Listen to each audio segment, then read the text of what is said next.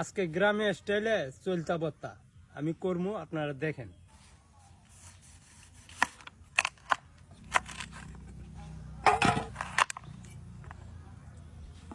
ওহন মাঝেরটা বাইট করবাম, এটা খুব স্বাদ। এই যে দেখেন সেই স্বাদ।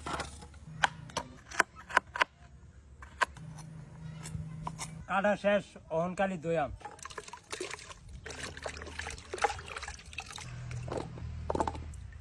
ওহন এটারে শেষ বাম, এই যে শেষনি, এই যে শেষ বাম ওহন।